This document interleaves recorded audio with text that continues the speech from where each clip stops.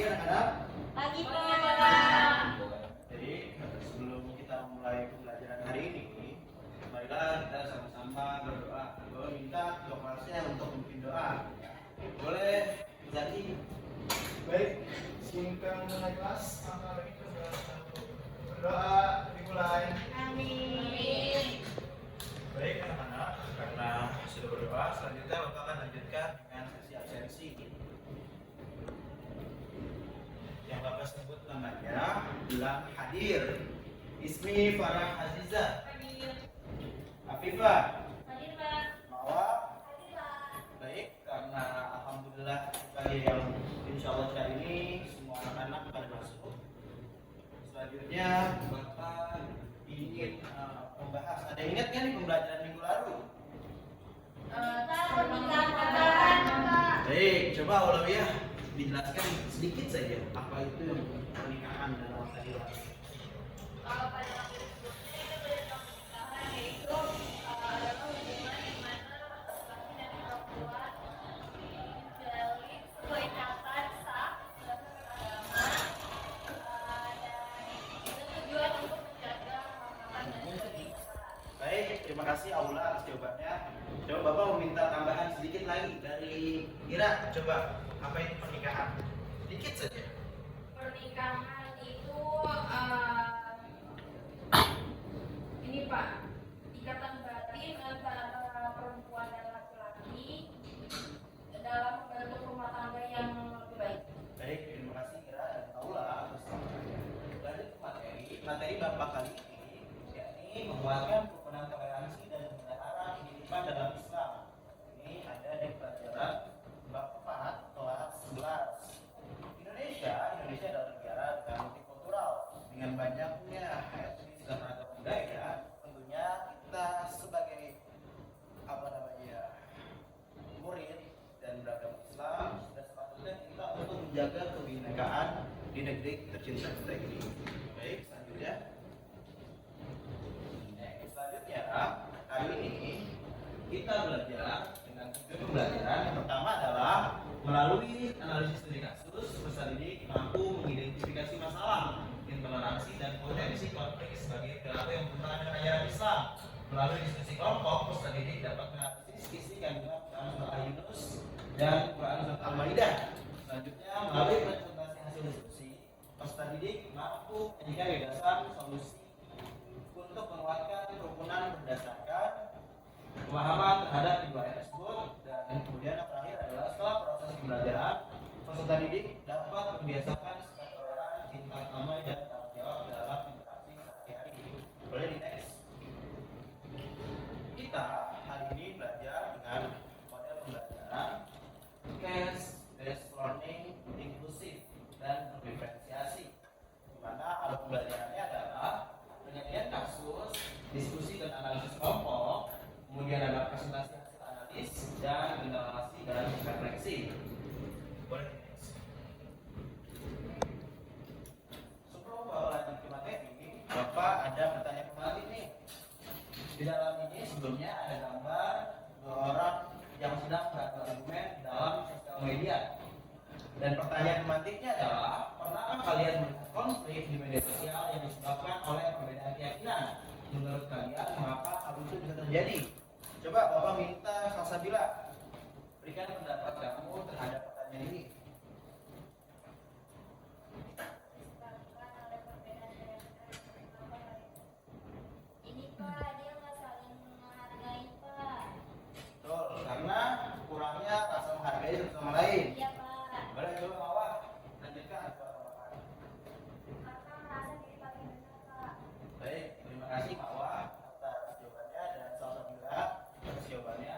Boleh di next. Nah, hari ini Bapak akan studi kasus. Hari ini kita secara pelajaran kali ini kita akan bahas dengan studi kasus. Yakni studi kasusnya adalah di sebuah sosial media beredar video-video seksual yang mengejek cara ibadah salah satu agama.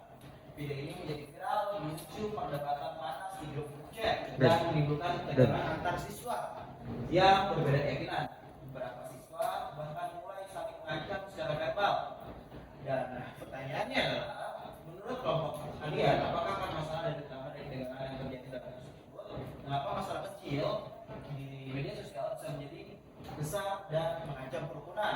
Kemudian pertanyaan kedua adalah bagaimana prinsip bagiku pekerjaanku dan bagimu pekerjaanmu dalam ayat ini bisa menjadi landasan sikap untuk melakukan situasi saling mengejek terkait kondisi ini. Ini anak-anak di sini ada video yang sempat viral di media sosial belakangan ini, yakni tentang pendeta Gilbert yang mengejek cara beribadah agama lain. Mungkin boleh bantu anak-anak tolong perhatikan ya.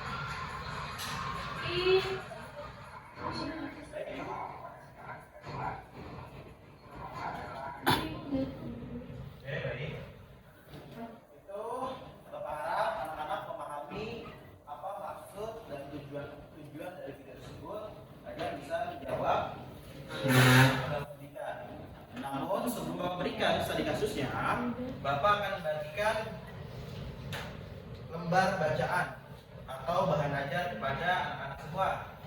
Ini Aula mau dibaca. Hai Pipa. Pipa dan Aula. Oke. Untuk ujian satu, kamu sudah Bapak berikan softwarenya ya? Udah Pak. Oke, baik. Baik. Selanjutnya adalah Bapak akan memberikan pemahaman secara empiris saja. Dan ini adalah dasar Quran untuk analisis. Mungkin awalnya bisa baca ayat Quran ya? Bismillahirrahmanirrahim. Wa inna taqu faqul li amali wa lakum al-mulku. Baik. Ayat ini adalah ayat dari kutipan dan potongan Quran Surah Yunus ayat 21 yang kandungan intinya adalah mengajarkan prinsip tanggung jawab individu. Bagiku pekerjaanku dan bagimu pekerjaanmu. Kita diperintahkan untuk berlepas diri dari perbuatan keliru mereka, bukan memusuhi orangnya. Dalam ayat ini ditegaskan bahwasanya kita harus saling menghargai pendapat orang lain. Jika pun ada perbuatan yang salah, yang kita benci bukan orangnya, namun perilakunya. Sampai sini paham anak-anak? Ada yang ingin tanyakan? Cukup ya? Boleh di next. Dan ayat selanjutnya adalah dari Quran Surah Al-Maidah ayat 32. Ada yang apa yang ingin membaca ayat Al-Quran? Boleh, silakan.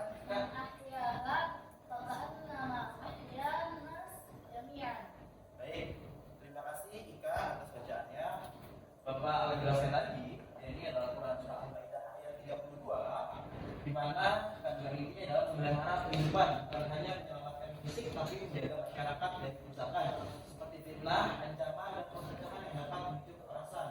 Di ayat Quran tersebut juga menekankan arti bahwasanya jika kita membunuh satu manusia, maka kita sama saja dengan membunuh seluruh manusia. Dan jika kita menghargai hidup satu manusia, sama saja kita menghargai hidup seluruh manusia. Sampai sini paham anak-anak? Paham ya? Karena selanjutnya Bapak akan membagi kalian menjadi 4 kelompok. Baik, Bapak akan membagi kalian menjadi 4 kelompok yang heterogen, di mana nanti kalian setiap kelompok akan menganalisis akar masalah dan studi kasus yang diberikan pada KPD atau pada video yang tadi Bapak berikan. Kemudian mengaitkan solusi dengan prinsip Quran Surah Al-Yunus ayat 41. Kemudian tuangkan semua ide dan temuan di dalam KPD. Boleh next.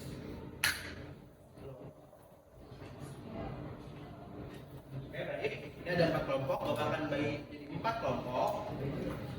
Ini kelompok pertama, Ika. Kelompok kedua, Mawar. Kelompok ketiga, Elisa. Dan kelompok keempat, Ira. Baik, waktunya berdiskusi. Bapak beri waktu 5 menit untuk berdiskusi.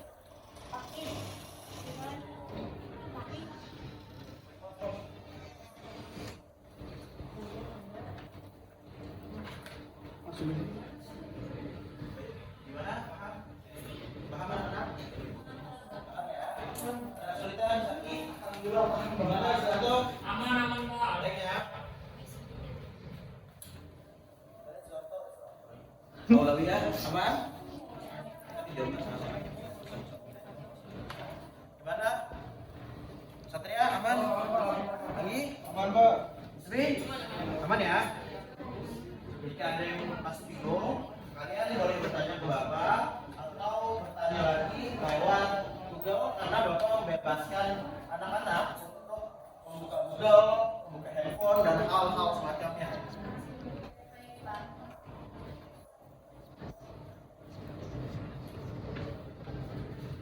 Baik.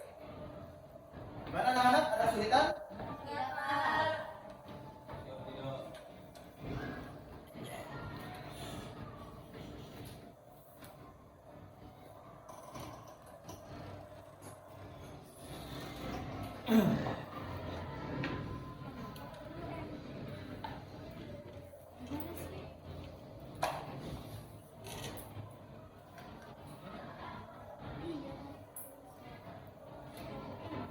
Gimana? Sudah? Sudah belum ya anak-anak? Udah, Pak. Sudah, baik. Untuk presentasi, kalian duduk di tempat saja. Tapi di tempat saja, tidak perlu maju ke depan. Kemudian kalian jelaskan secara verbal. Bapak akan pilih 2 kelompok untuk yang presentasi dan 2 kelompok lainnya menanggapi hasil presentasi dari 2 kelompok sebelumnya. Paham anak-anak? Baik, kelompok 1 Ika bisa berdiri. Kemudian jawab. Baik, Pak. Izin menjawab ya, Pak, dari kelompok 1. Ini menurut kelompok kita, Pak, akar masalah utama dari ketegangan yang terjadi dalam kasus tersebut ya, Pak. Ya. Mungkin dari pemuka agama, tadi agama itu ya, Pak, agama lima ya. Iya, agak baik. Mungkin beliau saat berpidato atau saat berdakwah ya, Pak, ya? Berkhutbah ya rasanya pada jamaah-jamaahnya itu mungkin kasar ya, Pak, ya, apalagi membandingkan antara cara beribadah mereka sama beribadah agama lain gitu, Pak, itu utama masalahnya. Terus mengapa masalah terjadi di media sosial bisa menjadi besar dan banyak? Karena kan itu di video ya, Pak, ya, terus diupload di media sosial. Nah, sedangkan media sosial itu kan banyak orang gitu, nggak mungkin jamaah mereka gitu, Pak. Dan jamaah mereka dulu jadi kan ada orang apa tuh agama Islam, ada agama Hindu, jadi kurang lah gitu toleransinya gitu, Pak. Gitu. Jadi makanya terjadinya hal tersebut gitu, Pak, bisa luas gitu jadinya masalahnya. Baik. Media sosial gitu, Pak. Terima kasih. Cukup Ika? Cukup, Pak. Baik, terima kasih. Jawaban yang Ika berikan dari kelompok 1 sangat bagus, sangat tepat dan komplit. Selanjutnya Bapak minta kelompok 3 untuk menanggapi jawaban dari kelompok 1 dan Ika. Bawah, silakan.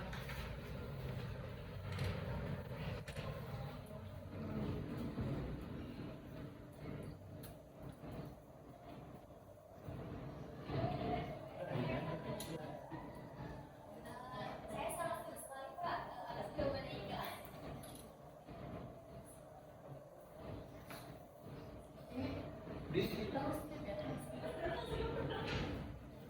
Ya, baik. Cukup segitu saja tanggapan dari kelompok 3 ya. Udah cukup. Ini baru nih kelompoknya kurangin nilainya nih. Kita nih. Waduh. Kurang perhatikan ya kelompok 3. It's okay ya Bapak? Iya, Bapak. Bapak minta kelompok 2 sekarang untuk memberikan jawaban. Kelompok 2, Pak, silakan. Berikan jawaban dari kelompok kalian. Kalau bisa berdiri. Sudah kaki kan?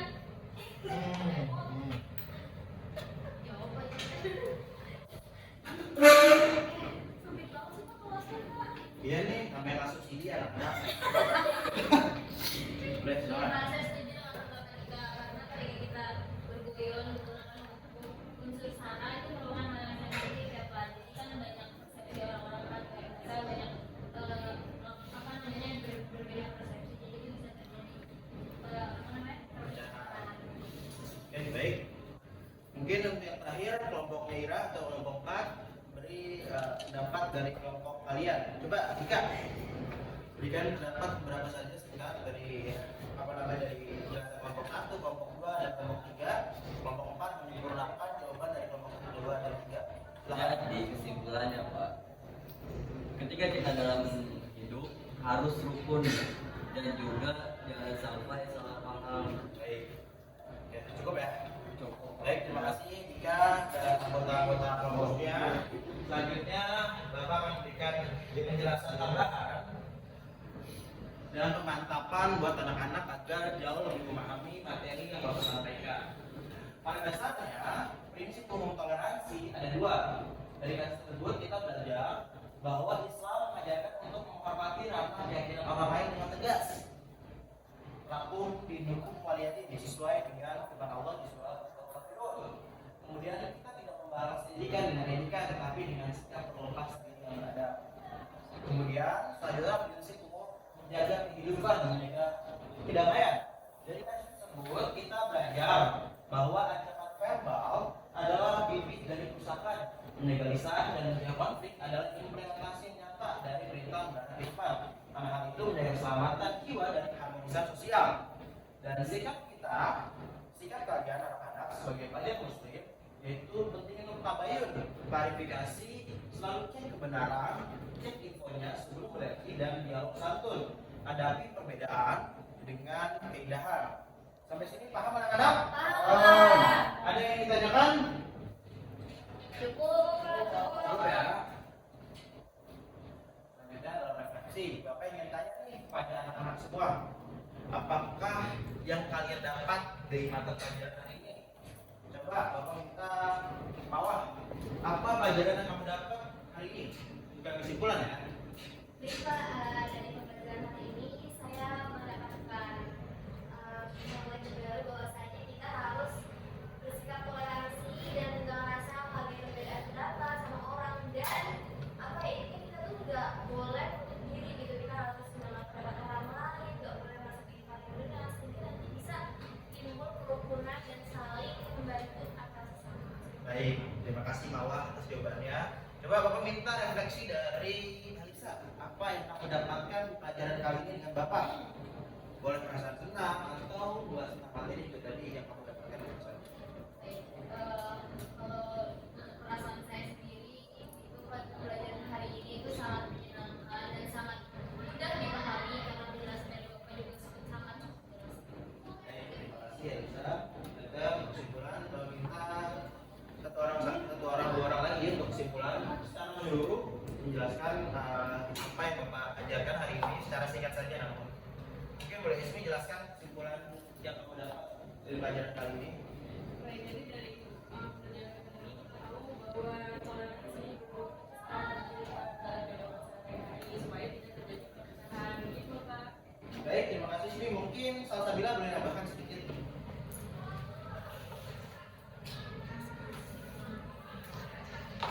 Ya. Iya Kak, benar kata Ismi bahwa kalau hidup rukun itu kita sama-sama tenang Pak, nggak ada cekcok satu sama lain Pak. Baik, terima kasih buat Salsabila, Ismi, dan anak-anak yang memperhatikan pembelajaran Bapak dari awal hingga akhir. Bapak ucapkan banyak-banyak terima kasih dan Bapak minta tepuk tangannya untuk kita semua. Sebelum kelas benar-benar ditutup, Bapak memberikan tugas di Google Classroom. Jangan lupa kalian untuk mengerjakannya. Deadline-nya jam 12 malam ini. Kemudian karena ini sudah akhir, Bapak minta untuk kelas dan untuk menutup dengan doa. Baik.